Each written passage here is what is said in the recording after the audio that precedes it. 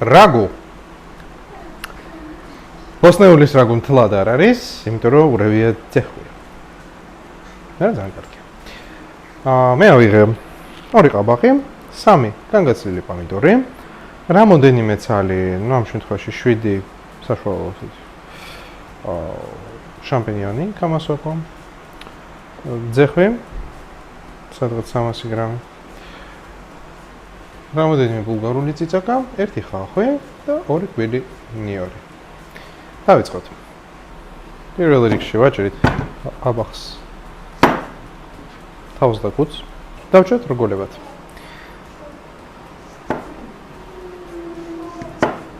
ახლა დავჭერთ ბულგარული.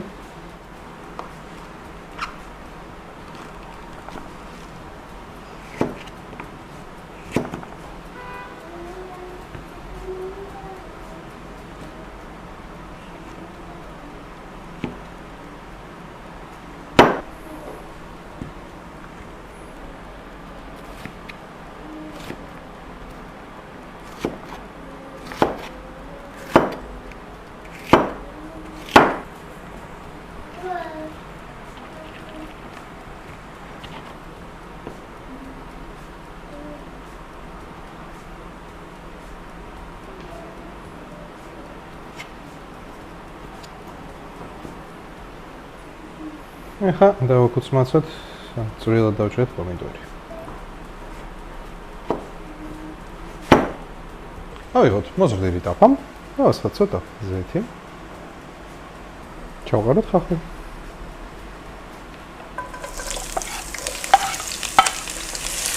დავაფაროთ ხუფი. და წუთი ნახევარი, 2 წუთი. ვაცადოთ, რომ ოდნავ შერბილდეს ხახვი. ჩვენი ხახვი ცოტა შერბილდა. ახლა ჩავყაროთ კამასოკო.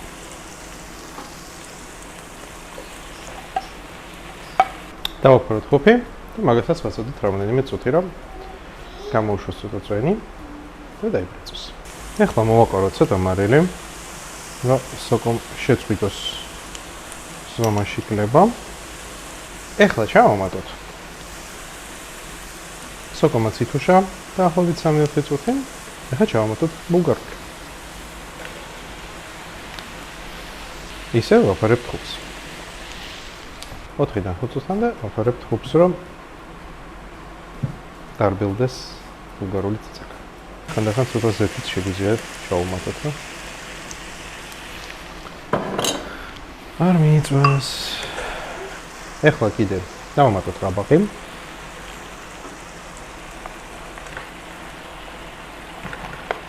შეგვიძლია უკვე პრინციპში ოდნავ შავი პროფილიც მოვაყაროთ. თან ხშირად ურიოთ, რომ არ მოიწვევს. უკვე შეგვიძლია დავამატოთ 2 კვილი ნიორი.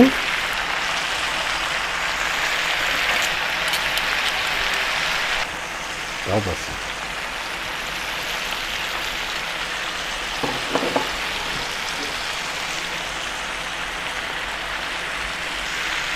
არომატი აქვს. ახლა ჩავამატოთ პომიდორი. და თუ პომიდორი არ არის საკმარისად წვნიანი, ან ჩავამატოთ ტომატი.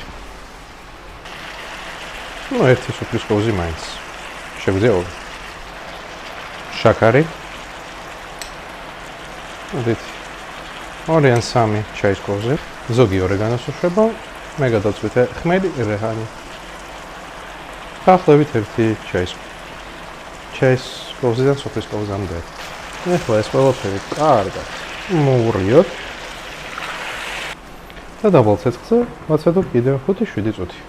სავსებით საკმარისი იქნება. რა გვარი მზად? გავსინჯოთ.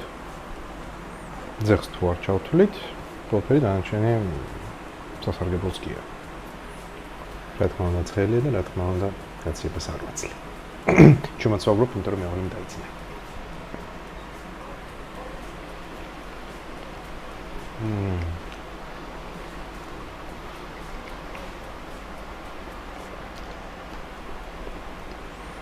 შაქარი და მარილი. თქვენ თვითონ გემოვნებით დაარეგულირეთ, დააბალანსეთ. ხოლო რაც ეხება კონსისტენციას, როცა უკვე ბოლო ინგრედიენტებს ჩავდებთ, ტომატს.